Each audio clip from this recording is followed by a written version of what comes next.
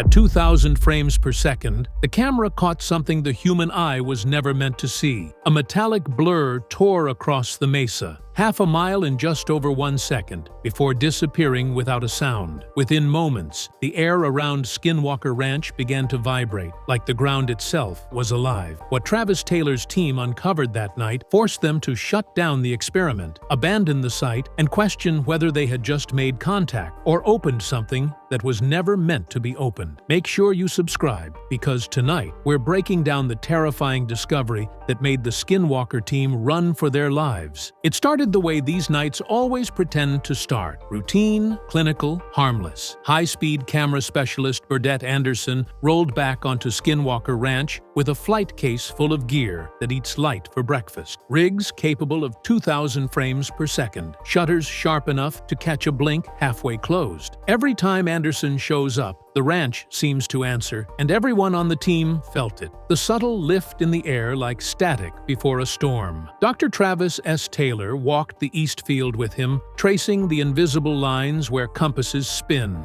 drones drop, and cattle refuse to graze. The plan sounded simple on paper: synchronize rockets, tone generators, and high-speed optics. Then let physics do the talking. Out here, physics doesn't talk. It whispers, and sometimes it lies. They laid the grid like a surgeon preps a table. Cables snaked across frost-stiff grass, tripods locked, telemetry linked to the command trailer. The cattle formed a nervous crescent at the fence line, watching as if they knew the script better than the scientist. First pass, baseline measurement, clean. Second pass, micro anomalies jittering at the edges of the spectrum. Nothing you could swear to in court. Everything you'd remember in a nightmare. Anderson framed the mesa, field of view across the whole ridge, he murmured, then checked time code against the rocket ignition cue. The countdown cut through the cold. Fire, smoke, a needle of light stitching the sky. For a heartbeat, nothing. Then every monitor hiccuped just once, like the ranch had taken a breath. On playback, the room fell silent. A metallic smear crossed the frame. No contrail, no shock collar, no thermal bloom, just a shape that traversed half a mile in a touch over 1 second and vanished clean. No thunder, no air ripped to shreds, just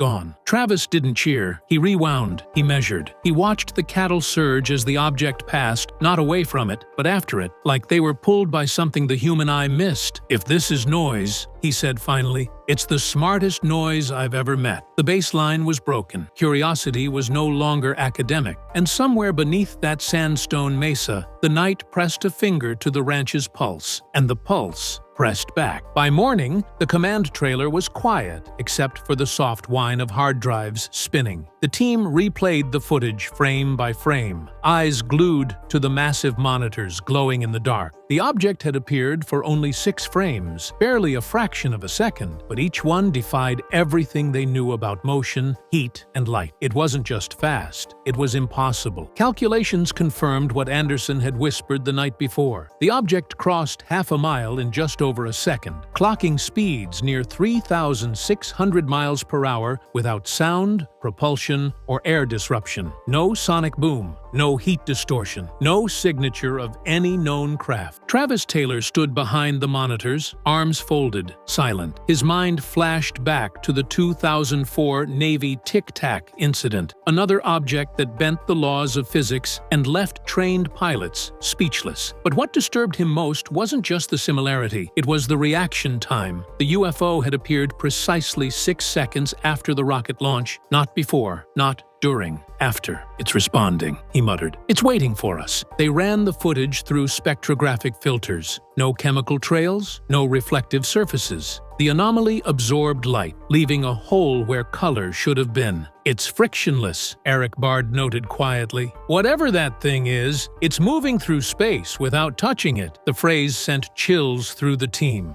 Outside, the Geiger counters ticked higher. The electromagnetic sensors near the mesa pulsed in the same rhythm as the rocket telemetry. 3 beats, pause, 3 beats. The pattern had returned. Travis leaned over the console, jaw tight. "That's the same signal we picked up during last year's Anomaly." The air around the trailer grew heavy, like static before a lightning strike. For the first time, they weren't just observing the phenomenon was observing them. Something above or beneath, the Mesa had recognized their presence and was now playing by its own rules. And Travis knew that once you get its attention, Skinwalker Ranch doesn't stop watching. By dusk, the team's curiosity had boiled into determination. They weren't content just to analyze the footage. They wanted to provoke a reaction. If the anomaly had responded to the rocket, what else could make it appear? Dr. Travis Taylor proposed pairing another launch with a range of tonal frequencies, broadcasting specific sound waves into the atmosphere to test for interaction. If this thing is intelligent, he said, we'll see it adapt. It wasn't arrogance, it was obsession. Out here, you learn that every answer drags 10 new questions behind it. Burdett Anderson set up his high-speed cameras again, each one pointed directly toward the Mesa. Their lenses shimmered under the moonlight, catching the faint red glow of the recording indicators. The crew checked signal integrity, frequency generators, and launch synchronization one last time. Then, standing amid the hum of machinery and desert silence, they began the countdown. 3, 2, 1, ignition. The rockets screamed skyward, leaving glowing trails across the Utah night. Seconds later, Eric Bard initiated the sound sweep. Tones so deep they made the air feel thick, vibrating through bone. The frequencies rippled out across the mesa, bending into the canyon beyond. For a few moments, nothing happened. Then, the static returned. Every monitor in the command trailer flickered at once. The spectrum analyzer showed sharp peaks at random intervals. Anderson's voice cracked through the comms. We've got movement, east field, 400 feet above ground level. The team rushed to the screens. There, on infrared, a faint orb shimmered, then solidified into a defined shape, metallic and smooth. It appeared only for a heartbeat, slicing across the frame at impossible speed before vanishing behind the mesa. But that was all it took. The cameras, sensors, and recording devices had captured it again. Another object, same trajectory, same speed, same reaction to their test. It's responding to sound, Travis whispered. We're calling it, and it's calling back. A heavy silence followed. Outside, the cattle bellowed as the ground trembled softly beneath their feet. For the first time, the team realized the ranch wasn't a location they were studying. It was an organism studying them back. The night after the second sighting, the air around the ranch hung unnaturally still. The usual desert wind had died, leaving behind a silence so deep it pressed against the eardrums. Every sensor was calibrated, every instrument armed. They wanted to repeat the phenomenon, prove it wasn't coincidence. At exactly 9:03 p.m., Eric Bard powered up the tone generator again, cycling through a sweep of frequencies that climbed higher and higher. Within seconds, the hum became physical, a low vibration crawling up their legs and into their chests. At first, the vibration was faint, like the earth was exhaling. But then, something changed. The ground under the east field began pulsing rhythmically. 3 beats, a pause, 3 beats. The same coded pattern they'd captured on the electromagnetic spectrum now rippled through the dirt itself. Kill the tone, Travis ordered. Eric cut the generator, yet the vibrations didn't stop. Monitors flashed red as seismographs spiked across every channel. The team scrambled to check their equipment, but everything was operating normally. The tremors weren't mechanical, they were environmental. It's echoing back at us, Eric whispered. The ground's responding. Travis felt his pulse sync with the rhythm. He didn't like it. Outside, the animals were losing their minds. The cattle bellowed and ran in circles. Birds scattered from the trees as dogs howled toward the mesa. Then, without warning, the temperature dropped 10 degrees in under a minute. Breath fogged in the air. Radiation sensors ticked upward. The hum deepened, no longer just vibration, but resonance. It wasn't sound anymore. It was presence. Anderson's cameras picked it up first, a faint distortion in the darkness above the mesa, like rippling heat waves bending the starlight. As they watched, the shimmer expanded outward, forming a translucent dome across the east field before collapsing back into itself. When it vanished, so did the tremors. Silence. The monitors stilled, and the readings leveled out as though nothing had happened. But everyone in that trailer felt it, that electric wrongness that doesn't fade when the data ends. Travis looked out into the dark and said, "We didn't start a reaction. We woke one up." The following morning, Exhaustion hung over the team like a fog. Coffee cups, radiation charts, and still frames littered the control room. No one spoke much. The memory of the ground moving under their boots was still too fresh. As they reviewed the data, local historian Thomas Winterton entered quietly with a handful of old records, maps, tribal accounts, and journals collected from the nearby Ute reservation. "You should hear this," he said. He explained that long before settlers arrived, the Ute people had forbidden this land. They called it a gateway, guarded by what they described as beings of smoke and shadow. In some of the oldest stories, the medicine men spoke of sound gates, tones and chants that could open invisible doors across the mesa. Frequencies weren't technology to them, they were ritual. Those who misused them, the elders said, vanished into the light. As Thomas read, Eric compared the numbers. "Our frequency sweep last night peaked at exactly 192 hertz. Thomas paused, then showed him a line from an 1800s translation of a Ute song, the tone that summons watchers from the sky. The documented pitch, roughly 190 hertz. The coincidence was too sharp to ignore. Had they replicated a frequency not heard on this land for centuries? Travis rubbed his temples. So what we thought was science might be something older than science. That night, they ran the footage again. As the 192 hertz tone played back through the speakers, the same glow appeared, an orb hovering just above the mesa, pulsing softly in time with the frequency. It didn't dart like the craft before. It listened. "I think it's waiting for something," Anderson said. Travis stared at the screen, or someone. Outside, thunder rolled in from the west, though the weather radar showed clear skies. For a brief moment, the orb on screen flickered brighter, almost human in shape,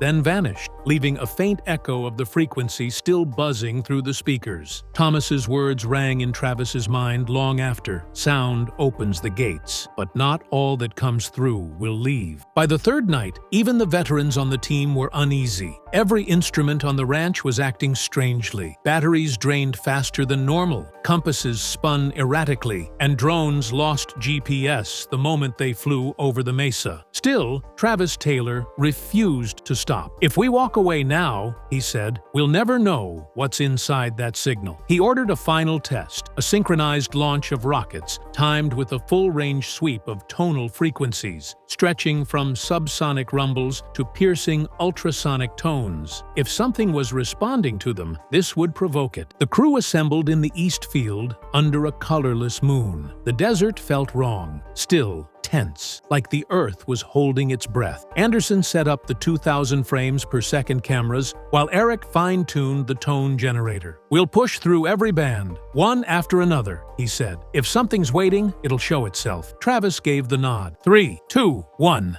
Launch! The rockets tore upward in a blaze of light, vanishing into the black. The sound generator kicked in, the frequencies crawling up through the air like invisible fingers. Seconds later, every monitor flashed white. "Contact!" Eric shouted. On thermal view, a massive object shimmered above the mesa, oval, rotating, faintly translucent. The team watched in stunned silence as it drifted across the horizon. Then, the laser tracking system glitched. "The beams are bending," Anderson said. The live feed showed the targeting lasers curving upward, defying every law of optics. The object pulsed 3 times, paused, then 3 more, mimicking the code they'd seen all week. "It's signaling," Travis whispered. A blinding flash followed, and the power cut instantly. For 20 full seconds, they sat in darkness. The only sound, the distant howling of coyotes and the ticking of cooling metal. When the lights flickered back on, the object was gone. But the radiation detectors had recorded a spike, short, intense, and concentrated directly over the mesa. Travis exhaled, barely audible. "We didn't see into the sky tonight," he said. "The sky opened and looked back at us."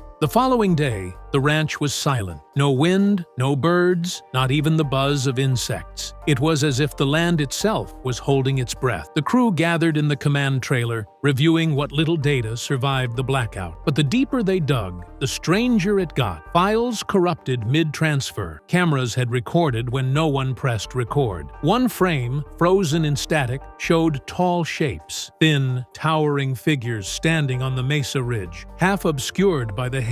For a full minute, minute, no one spoke. Travis Taylor zoomed in slowly, pulse quickening. "Those aren't artifacts," he muttered. "That's depth, that's real distance." But before they could analyze further, the power flickered again. A low, pulsing hum filled the room, the same rhythm they'd been hearing for weeks. 3 beats, pause, 3 beats. Eric grabbed the radiation monitor. The readings were climbing fast. "We're in a spike again," he warned. Then one of the crew, Anderson's assistant, collapsed, clutching his ears and screaming, "Make it stop! It's in my head!" The hum had somehow bypassed the equipment and was resonating through the human body itself. Travis knelt beside him, shouting for the generator to shut down, but it was already off. The tone wasn't coming from any machine. It was coming from the environment. The entire trailer began to vibrate in sync with the pulse. Drinks rattled, cameras shook, and then, as suddenly as it began, everything went still. The assistant was conscious, but trembling, his pupils dilated. When asked what he heard, he said a single word: "Observe." The word sent a chill through everyone present. It was the same one the sound engineers had isolated from the distorted footage days earlier. They were being watched, not metaphorically, not in theory, but directly. Something intelligent was echoing their own experiments back at them, as if learning their behavior, adapting to their methods. Travis stood slowly, his expression unreadable. "We're done for the night," he said. "Whatever this is, it's not waiting for us anymore. It's inside the ranch now." By sunrise, every person on the ranch knew something was wrong. The atmosphere felt charged, the sky a dull metallic gray, even though the forecast promised clear blue. The tone, the pulse that haunted their data, hadn't stopped overnight. It was faint, buried under the wind, but every few seconds the ground gave a subtle shudder, like a heartbeat deep beneath the soil. Nobody was sleeping.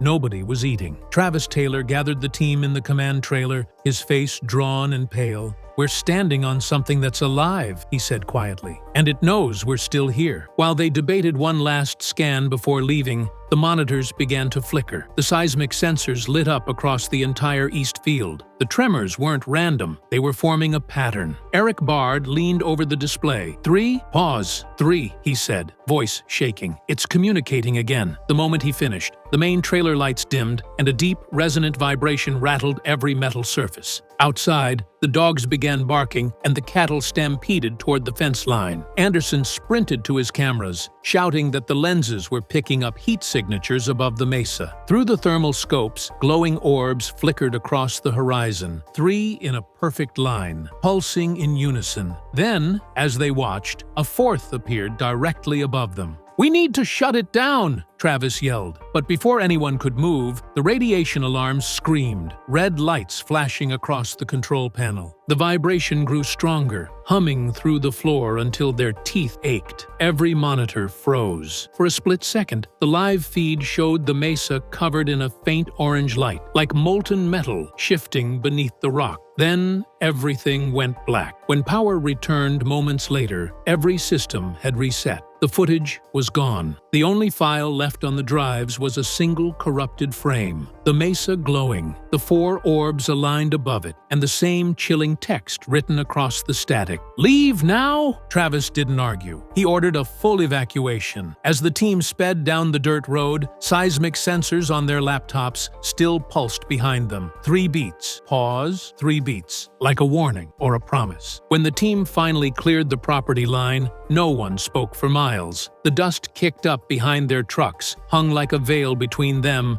and whatever they had just awakened. It was only once they reached the highway that Travis Taylor finally pulled over. The instruments in his truck were still chirping, soft, rhythmic spikes in radiation every few seconds. 3 pulses, a pause, 3 pulses. The signal had followed them. Over the next few days, the aftermath grew stranger. The hard drives recovered from the command trailer were mostly blank, overwritten by white noise. But buried inside the static, Anderson found something he couldn't explain. At precisely 2:11 a.m., the same moment the evacuation began, a new file had appeared on every device simultaneously. No one had created it. It contained a single frame of video, a faint sphere hovering above the mesa, glowing in bursts of orange and white, surrounded by what looked like geometric runes carved into the air itself. The file's metadata listed its origin as unknown system. Meanwhile, the ranch refused to settle. Local ranchers reported seeing silent lights drifting over the valley that week. Residents in nearby Roosevelt claimed to hear a low, mechanical hum vibrating through their homes at night. One even described her cattle refusing to enter the pasture, as if they sensed the echo of something buried deep beneath them. Back in Utah, Travis gave a private debriefing to Brandon Fugal. He looked exhausted, hollowed out by sleepless nights. "We didn't trigger a reaction," he said. "We proved there's intelligence